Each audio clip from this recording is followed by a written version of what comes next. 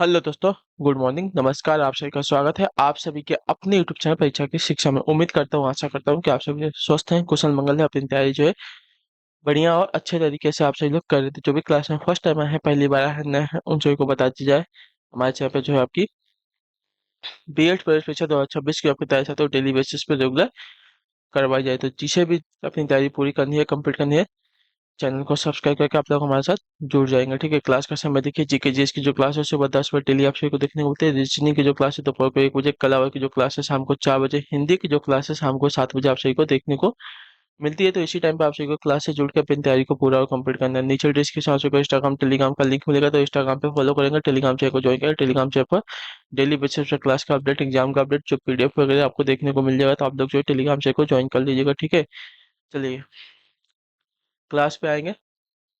Class पे आने से पहले जिसने अभी तक क्लास को लाइक नहीं किया है, लाइक करेंगे, शेयर नहीं किया शेयर करेंगे, जिसने अभी तक चैनल को सब्सक्राइब नहीं किया चैनल को सब्सक्राइब कर लीजिएगा। ठीक है, और देखिए मैंने आपको बोला था कि अपना फॉर्म भर लीजिए, फॉर्म भर लीजिए। आप लोगों ने अपना फॉर्म नहीं भरा, तो देखिए कल जो था आपका डेट खत्म हो गया, 5 तारीख को लास्ट तारीख था।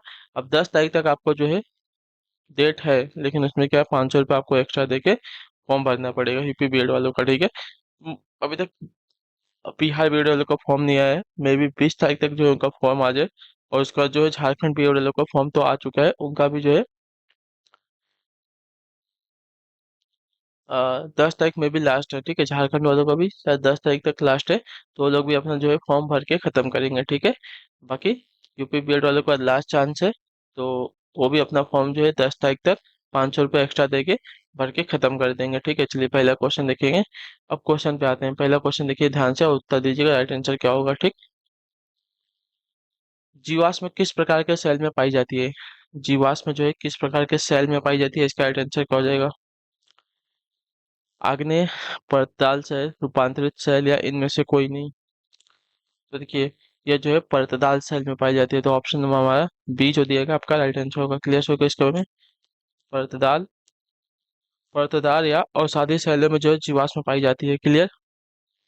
अगला प्रश्न है दूसरा नंबर, कौन सी हवा वर्ष में 2 बार अपनी दिशा परिवर्तित करती है? बताइए कौन सी हवा जो है वर्ष में 2 बार अपनी दिशा परिवर्तित करती है? तो इसका राइट आंसर हो जाएगा यहाँ पे मानसूनी हवा। ठीक है, ऑप्शन नंबर जो सी दिया गया आपका राइट आंसर, मानसूनी हवा वर्ष में 2 बार अपनी दिशा परिवर्तित करती है। चलिए अगले क्वेश्चन को देखेंगे। तीसरा नंबर, ज्वार भाटा की उत्पत्ति का कारण क्या होता है? बताइए ज्वार भाटा की उत्पत्ति का कारण क्या होता है, इसका रीजन क्या है?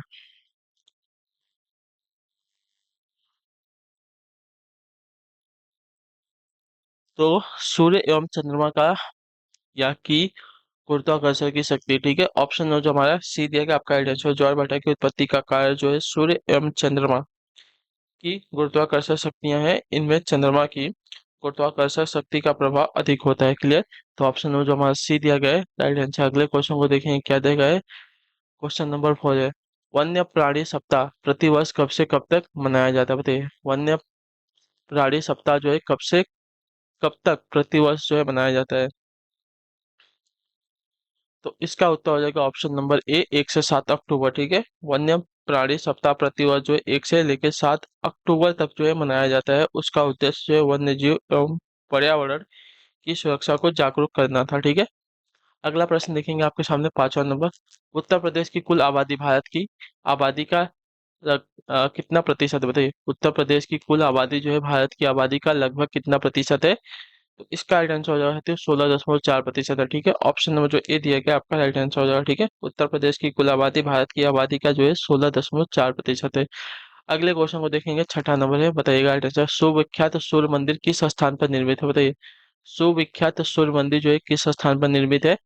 तो इसका राइट आंसर आपका हो जाएगा साथियों कोणार्क में। ठीक है, ऑप्शन नंबर हमारा सी सही उत्तर होगा। सुविख्यात सूर्य मंदिर कोणार्क में स्थित है।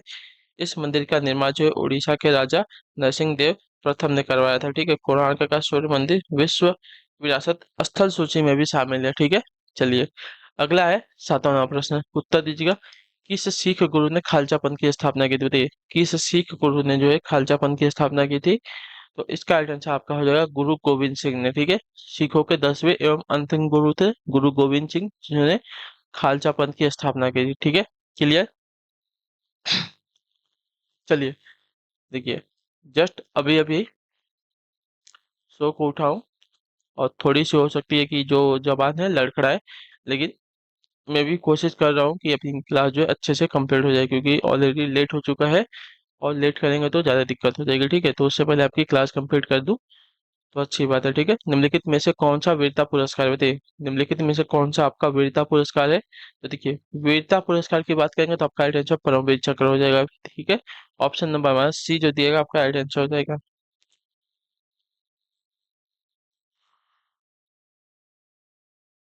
इसके अलावा अशोक चक्र, महावीर चक्र, कीर्ति चक्र जो है, वीर चक्र और शौर्य चक्र, ये भी आपके जो है वीरता पुरस्कार है। ठीक है, चलिए, क्वेश्चन नंबर 9 है, भारत का सबसे बड़ा गन्ना उत्पादक राज्य कौन सा बताइए। भारत का सबसे बड़ा गन्ना उत्पादक राज्य कौन सा है? तो भारत का सबसे बड़ा गन्ना उत्पादक राज्य है उत्तर प्रदेश है। ऑप्शन नंबर हमारा जो सी दिया गया है राइट आंसर हो जाएगा। ठीक है, क्लियर सभी को। चलिए, अगले क्वेश्चन को देखेंगे। आपका 10वां नंबर प्रश्न कहते हैं, पुस्तक देवदास के लेखक कौन बताइए। पुस्तक देवदास जो है इसके लेखक कौन है। तो इसके लेखक की अगर बात की जाएगी तो आपका राइट आंसर हो जाएगा ऑप्शन नंबर बी, शरत चंद्र चट्टोपाध्याय। ठीक है, पुस्तक देवदास के लेखक हमारे हैं शरत चंद्र चट्टोपाध्याय। क्लियर यहाँ तक। तो ऑप्शन नंबर हमारा बी जो दिया गया है राइट आंसर है। चलिए, क्वेश्चन नंबर 11 दिया गया, कलपक्कम में स्थित है क्या बताइए। कलपक्कम में क्या स्थित है। तो कलपक्कम में स्थित है हमारा परमाणु ऊर्जा केंद्र। ठीक है, याद रखिएगा। कलपक्कम में जो है हमारा परमाणु ऊर्जा केंद्र स्थित है। ऑप्शन नंबर हमारा सी जो दिया गया है सही उत्तर होगा। क्लियर सभी को यहाँ तक। चलिए, अगले क्वेश्चन को देख लेंगे। क्वेश्चन नंबर आपका 12 दिया गया, बताइएगा राइट आंसर होगा, देश में मुद्रा की आपूर्ति को नियंत्रित करता है कौन बताइए। देश में मुद्रा की आपूर्ति को कौन नियंत्रित करता है। तो देश में मुद्रा की आपूर्ति को नियंत्रित करने का काम जो है भारतीय रिजर्व बैंक का है। तो ऑप्शन नंबर हमारा जो ये दिया गया है सही उत्तर हो जाएगा। ठीक है, क्लियर। भारत देश में मुद्रा की आपूर्ति को नियंत्रित करने का जो काम है भारतीय रिजर्व बैंक का है। चलिए, अगले क्वेश्चन को देखा जाएगा, क्या देगा है 13 नंबर। मगध साम्राज्य का अंतिम शासक कौन था बताइए। मगध साम्राज्य का अंतिम शासक कौन था। तो मगध साम्राज्य का अंतिम शासक देखा जाएगा तो उदयन था। ठीक है, ऑप्शन नंबर जो सी दिया गया आपका राइट आंसर। मगध साम्राज्य का अंतिम शासक आपका उदयन था। तो option number C will be the correct answer. ठीक है, अगले क्वेश्चन को देखें क्या देगा है 14 नंबर। एन किसकी मुद्रा है बताइए। एन जो है किसकी मुद्रा है। तो एन की बात करेंगे तो एन जो है आपकी जापान की मुद्रा है। तो ऑप्शन नंबर हमारा ए जो दिया गया है राइट आंसर होगा। ठीक है, एन जो है जापान की मुद्रा है। क्लियर। चलिए, अगला प्रश्न देखेंगे। 15 नंबर बताइएगा राइट आंसर होगा, रॉबर्ट कैनिगेल की पुस्तक the man who knew infinity किसकी जीवनी बताइए। रॉबर्ट कैनिगेल की जो पुस्तक है the man who knew infinity, ये जो है किसकी जीवनी है। तो ये जीवनी जो है साथियों आपकी श्रीनिवास रामानुजन की है। ठीक है, ऑप्शन नंबर हमारा सी जो दिया गया है सही उत्तर होगा। Clear, the man who knew infinity, ये जो है श्रीनिवास रामानुजन की जीवनी है और इसके लेखक कौन है, रॉबर्ट कैनिगेल है। ठीक है, चलिए, अगला प्रश्न है 16 नंबर, उत्तर दीजिए, निम्नलिखित में से कौन सा खाद्य सुरक्षा प्रणाली का एक घटक है बताइए। कौन सा खाद्य सुरक्षा प्रणाली का एक घटक है। तो यहाँ पर राइट आंसर हो जाएगा सुरक्षित भंडार। ठीक है, सुरक्षित भंडार जो है आपका खाद्य सुरक्षा प्रणाली का एक घटक है। तो ऑप्शन नंबर ए जो दिया गया है राइट आंसर होगा। अगला प्रश्न आपके सामने है 17 नंबर, बताइएगा राइट आंसर, भारत में ग्रामीण क्षेत्र के लिए आवश्यक औसत कैलोरी कितनी है बताइए। भारत में ग्रामीण क्षेत्र के लिए आवश्यक औसत कैलोरी कितनी है। तो इसका राइट आंसर आपका हो जाएगा 2400। ठीक है, भारत में ग्रामीण क्षेत्र के लिए आवश्यक औसत कैलोरी जो है 2400 है। मतलब जो ग्रामीण क्षेत्र में निवास करते हैं वहां के व्यक्ति के लिए एक दिन की कैलोरी की आवश्यकता कितनी होती है, 2400 की होती है। ठीक है, क्लियर सभी को।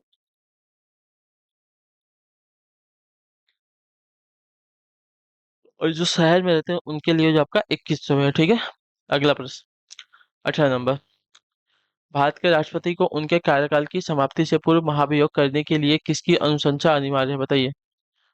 भारत के राष्ट्रपति के या को उनकी कार्यकाल की समाप्ति से पूर्व, ठीक है, महाभियोग करने के लिए किसकी अनुशंसा अनिवार्य है। तो इसका राइट आंसर आपका हो जाएगा साथियों संसद की। ठीक है, संसद के दोनों सदनों की। तो ऑप्शन नंबर जो हमारा डी दिया गया है राइट आंसर होगा। क्लियर हो गया इसके बारे में।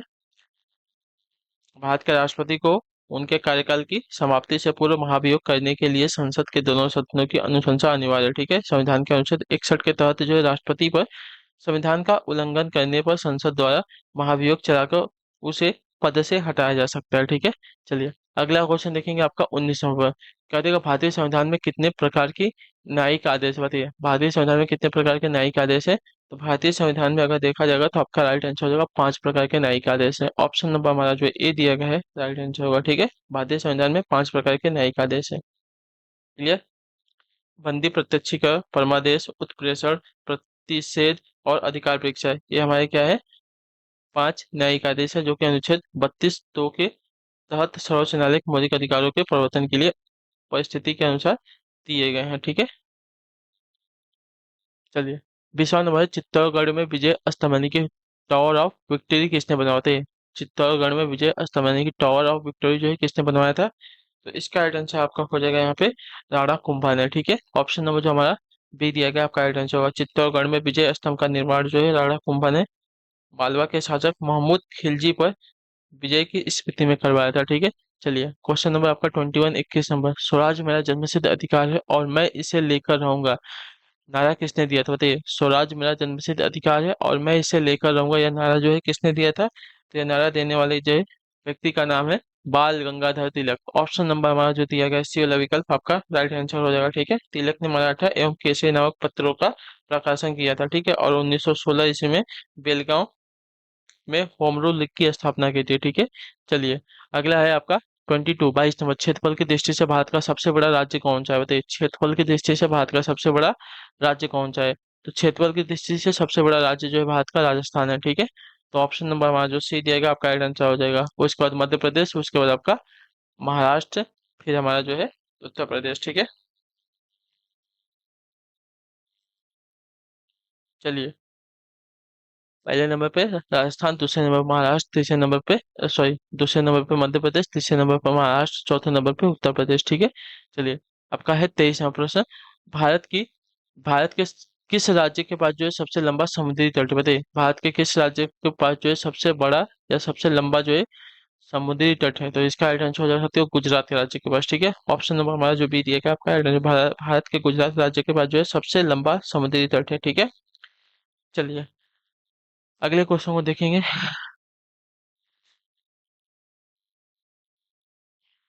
24, 24वां प्रश्न है। निम्नलिखित में से पौधों के किस भाग में कच्ची कली विकसित होती है, बताइए। पौधे के किस भाग में जो है कच्ची कली विकसित होती है। तो पौधे के शाखा में। ठीक है, ऑप्शन जो सी दिएगा आपका राइट आंसर का, पौधे के शाखा में जो है कच्ची कली विकसित होती है। ठीक है, चलिए। 25 नंबर है, उत्तर दीजिएगा राइट आंसर का। जाइलम निम्नलिखित में से किसके परिवहन में सहायता करता है, बताइए।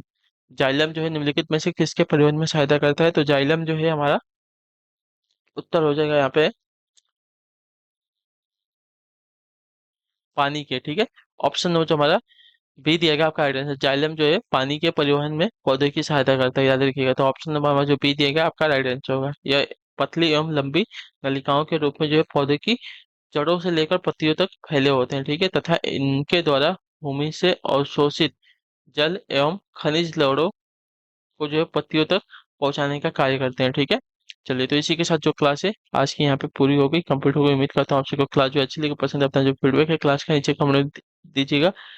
अपना रिवीजन करते रहिएगा और जो भी डाउट हो, जो भी क्वेश्चन, जो भी कोई आप लोग नीचे कमेंट करके पूछ लीजिएगा। ठीक है, हम आपसे मिलते हैं आपकी अगली क्लास में, नेक्स्ट क्लास में। तब तक के लिए टाटा बाय बाय, जय हिंद, जय भारत। आपसे का क्लास से जुड़ने के लिए बहुत बहुत ही धन्यवाद साथियों।